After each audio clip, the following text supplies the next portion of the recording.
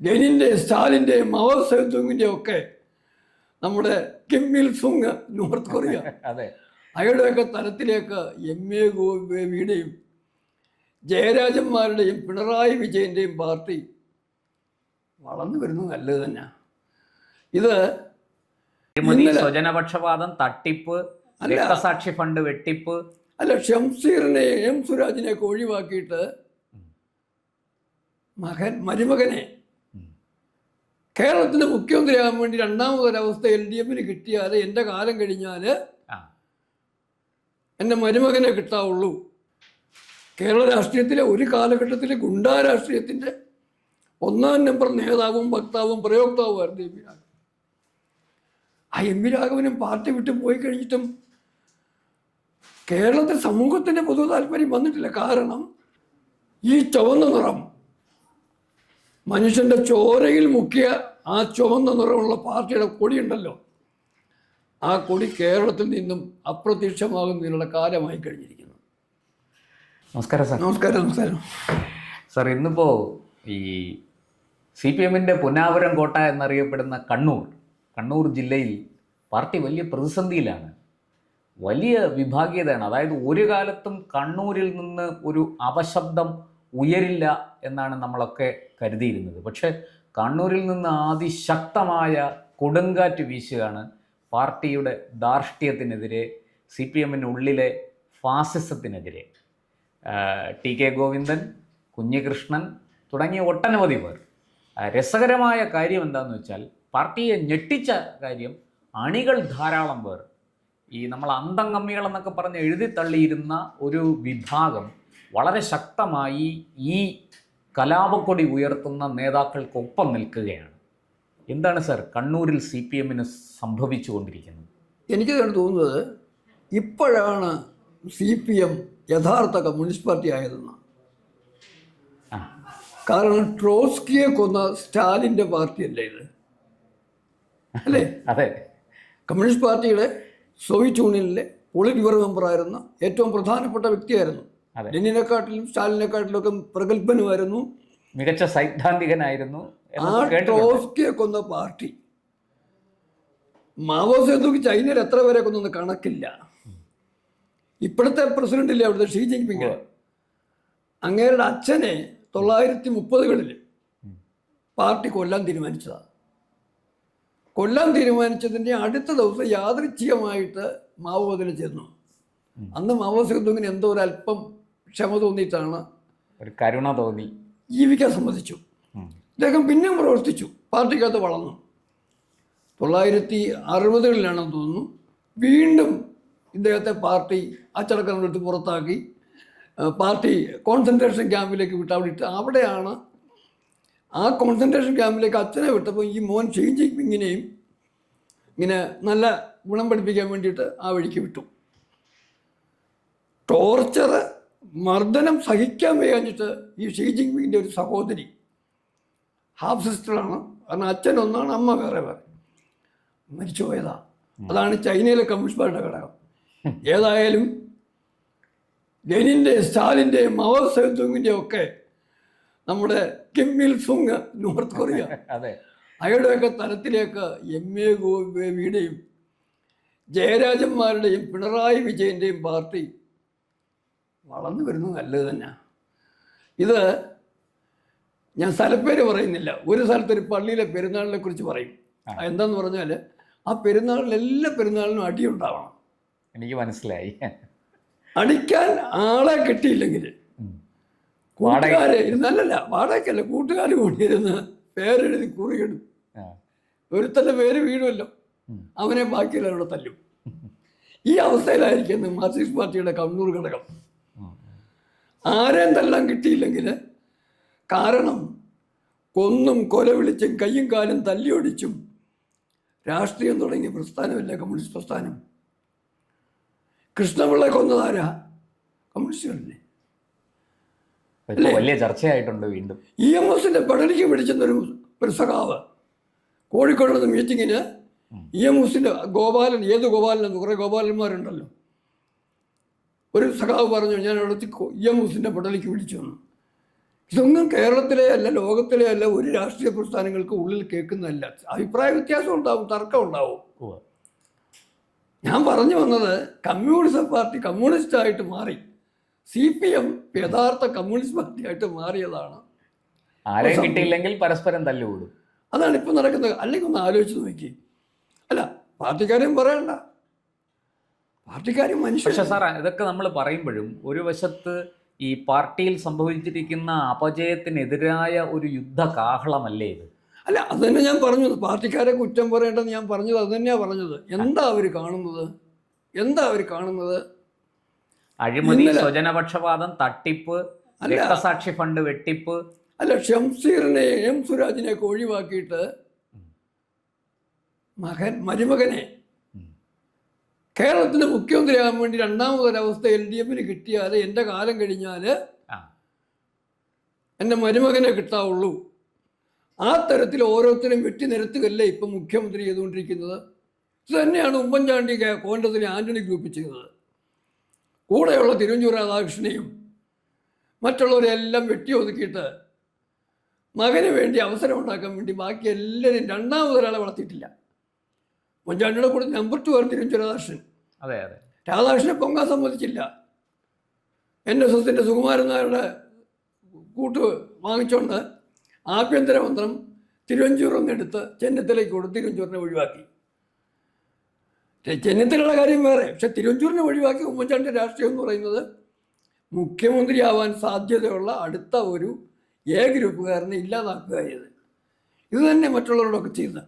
അതേ ശൈലിയാണ് പിണറായി വിജയൻ മാർക്സിസ്റ്റ് പാർട്ടിക്കകത്ത് ചെയ്തുകൊണ്ടിരിക്കുന്നത്. അത് മരുമകന് വേണ്ടിയിട്ടാണ്. മരുമകന് വേണ്ടി KT ജലീലിനെ കൊണ്ടുവന്ന്, ഒരു പക്ഷേ ഒരു മുസ്ലിം ഫേസാണ് വേണ്ടതെങ്കിൽ KT ജലീൽ മോശമാണ്. ഒന്നാം തരം മുസ്ലിം വർഗീയവാദ തീവ്രവാദിയല്ലേ. KT ജലീലും പോരാ. ഗണപതി മിത്താണെന്ന് പറഞ്ഞ ഷംസീർ ഒന്നും പോരാ. ഈ മരുമകൻ മന്ത്രിയെ തന്നെ വേണം. അതോ ഒരു കോർപ്പറേഷനിൽ പോലും മത്സരിച്ച് ജയിക്കാൻ കഴിയാത്ത മരുമകൻ മന്ത്രിയെ മുഖ്യമന്ത്രിയുടെ മരുമകനാണെന്നുള്ള പേര് മാത്രമാക്കിയൊക്കെ വെച്ച് കഴിഞ്ഞപ്പം ആൾക്കാർക്ക്, പാർട്ടി അണികൾക്ക് പരാതി ഉണ്ടാവാതിരിക്കുമോ? പിന്നെ സുധാകരനെ പോലുള്ള ആളുകൾ ചവിട്ടി പുറത്താക്കപ്പെട്ടു. MA ബേബി പാർട്ടി സെക്രട്ടറിയാണെന്ന് പറഞ്ഞാലും താൻ അവിടുത്തെ കാര്യം നോക്കിയാൽ മതി. ഇവിടെ പറയാൻ വന്ന വാ തുറക്കാൻ അവകാശമില്ല. ഒരു സെക്രട്ടറി ആക്കിയതോ? ശരിക്കും പറയുകയാണെങ്കിൽ മാർക്സിസ്റ്റ് പാർട്ടിയെ ഇനി ഇല്ലാതാക്കണം എന്നുള്ള തീരുമാനത്തിന് ശരിക്കും തുല്യം ചാർത്തിയ വ്യക്തിയായിട്ട് വേണം പിണറായിയെ കാലം കരുതാൻ. തന്നെയല്ല, ഒരു കാര്യം ആലോചിച്ച് നോക്കും. ഈ സ്ഥാനാർത്ഥികളെ നിശ്ചയിച്ച കൂട്ടത്തിൽ അങ്ങനെ തന്നെ പറഞ്ഞില്ലേ, ഗോവിന്ദൻ, ME ഗോവിന്ദൻ്റെ ഭാര്യയ്ക്ക് സീറ്റ് കൊടുത്തതിന് വേണ്ടി അത് PK ഗോവിന്ദൻ, അതും അവരെക്കുറിച്ചും അറിയാം. ആ ഗൾഫിൽ നിന്ന് തിരിച്ചു വന്നിട്ട് ആന്തൂർ സാജൻ, ഒരു വ്യവസായി, ആ പാവപ്പെട്ട ഒരു ജീവനെടുത്താണ് ക്വാളിഫിക്കേഷനാണ്. കാരണം പാടിക്കൽ രാമകൃഷ്ണനെ വെട്ടിക്കൊന്ന കേസിലെ പ്രതി മുഖ്യമന്ത്രിയാകാമെന്നുണ്ടെങ്കിൽ ഇതുപോലെ കേസിൽ ആത്മഹത്യക്ക് പ്രേരണ സൃഷ്ടിച്ച ആളിനെയും ഒരു MLA എങ്കിലും ആക്കണ്ടേ? അങ്ങനെയാണെങ്കിൽ PP ദിവ്യയ്ക്കും സീറ്റ് കൊടുക്കണ്ടേ സാർ? അത് അബദ്ധം പറ്റിപ്പോയതാ.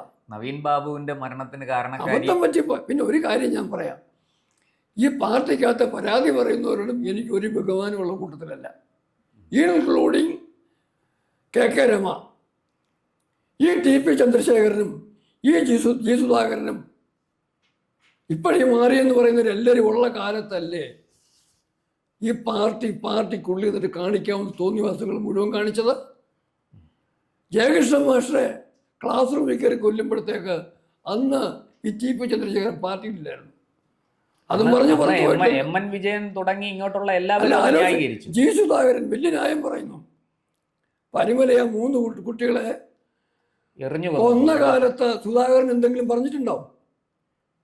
വേണ്ട. വിശാലിനെ ചെങ്ങന്നൂർ SDPIക്കാരെ കൊന്നപ്പം അവരുടെ കൂടെ നിന്ന പാർട്ടിയല്ലേ. അതുപോലെ അഭിനവിനെ മഹാരാജാസ് കോളേജിൽ കൊന്നു, അതിനൊന്നും അഭിമന്യു അന്നൊന്നും സുധാകരൻ ഒന്നും പറഞ്ഞിട്ടില്ലല്ലോ.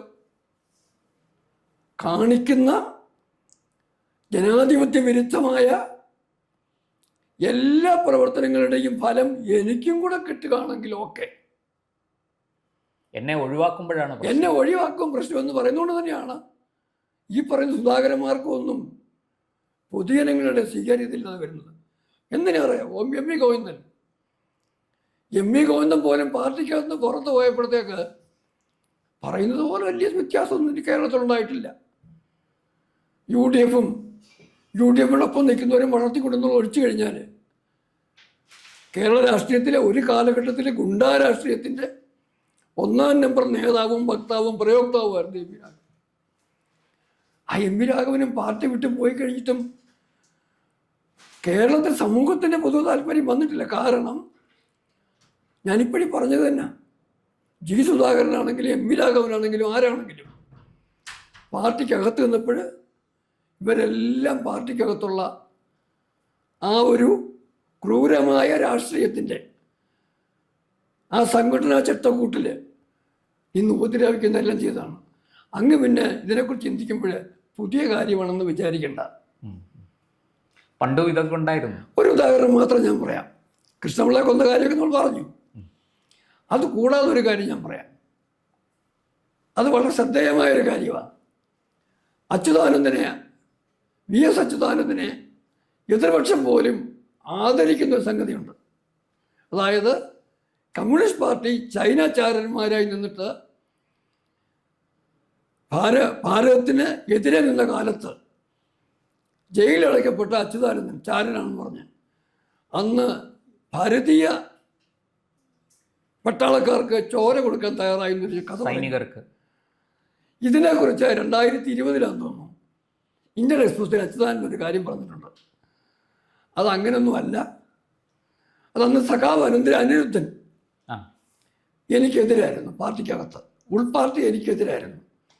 അപ്പോൾ എനിക്കെതിരെ ഒരു കള്ളക്കേസ് അനിരുദ്ധൻ ഉണ്ടാക്കിയതാണ് ആ കേസ് എന്നാണ് പറഞ്ഞത്. മനസ്സിലായില്ലേ? മനസ്സിലായി. എന്ന് പറഞ്ഞാൽ അന്നും എനിക്കും ചൈനയോട് തന്നെയായിരുന്നു. അതിലും പ്രധാനമായിട്ട് ചൈനയ്ക്കെതിരെ ഞാൻ ഇന്ത്യക്ക് അനുകൂലമായി നിന്നു എന്ന് പറഞ്ഞൊരു കള്ളക്കേസ് ഉണ്ടാക്കിയത് അനിരുദ്ധ സഖാവാണെന്ന്. അപ്പം പാർട്ടിക്കകത്ത് പുതിയ സംഭവമല്ല. സാറേ, ഇവിടെ ഈ ഉച്ചി വെച്ച കൈ കൊണ്ട് ഉദകക്രിയ എന്നൊരു പഴഞ്ചൊല്ലുണ്ട്. ഈ പിണറായിയിലെ പാറപ്പുറത്ത് തുടങ്ങിയ പാർട്ടി പിണറായിയിലെ പാറപ്പുറത്ത് തന്നെ അവസാനിക്കുകയാണോ? അവസാനിക്കുകയാണോ എന്ന് ചോദിച്ചാൽ അവസാനിച്ചു എന്നാണ് ഞാൻ പറയുക. കാരണം ഇതെല്ലാം കഴിഞ്ഞാലും കുറച്ചെന്തെങ്കിലുമൊക്കെ ഈ ബാക്കി കാണും. ഇപ്പം അത്രയേ ഉള്ളൂ. കേരളത്തിലെ ഭാരതത്തിലെ അവസ്ഥ നോക്കൂ. എത്ര സീറ്റുണ്ട്? ഓട്ടോറിക്ഷയിൽ പോകാനുള്ള എം പിമാരല്ലേ ഉള്ളൂ. അതെ. കേരളത്തിലും സംശയിക്കേണ്ട 30 സീറ്റിനപ്പുറം മാർക്സിസ്റ്റ് പാർട്ടിക്ക് സ്വന്തമായിട്ട് അടുത്ത ഇലക്ഷൻ ഉണ്ടാവില്ല. നിയമസഭാ തെരഞ്ഞെടുപ്പ് LDFിൻ്റെ അല്ല പറഞ്ഞു. മാർക്സിസ്റ്റ് പാർട്ടി അതിനപ്പുറം പോകാനുള്ള സാധ്യതയില്ല. അതുകൊണ്ട് ഈ ചുവന്ന നിറം, മനുഷ്യൻ്റെ ചോരയിൽ മുക്കിയ ആ ചുവന്ന നിറമുള്ള പാർട്ടിയുടെ കൊടിയുണ്ടല്ലോ, ആ കൊടി കേരളത്തിൽ നിന്നും അപ്രത്യക്ഷമാകുന്നതിനുള്ള കാലമായി കഴിഞ്ഞിരിക്കുന്നു. എന്തായാലും സാർ, ഈ CPMൻ്റെ വിഭാഗീയത പ്രത്യേകിച്ചും കണ്ണൂർ ജില്ലയിൽ അത് പുതിയ തലങ്ങളിലേക്ക് കടന്നിരിക്കുകയാണ്. ഇതുവരെ ആരും ചോദ്യം ചെയ്യപ്പെടില്ല എന്ന് കരുതിയിരുന്നിടത്ത് നിന്ന് ചോദ്യങ്ങൾ ഉയർന്നുകൊണ്ടിരിക്കുന്നു. അതൊരു ആശാവഹമായ മാറ്റമായിട്ട് നമുക്ക് കരുതാം. നന്ദി, നമസ്കാരം. കൂടുതൽ വാർത്തകളും വിശേഷങ്ങളും നേരിട്ട് ലഭിക്കാൻ ജനങ്ങളിൽ നിന്ന് ജനങ്ങളിലേക്ക് ജനഭൂമി ന്യൂസ് സബ്സ്ക്രൈബ് ചെയ്യൂ. ബെൽ ബട്ടൺ അമർത്താനും മറക്കരുത്.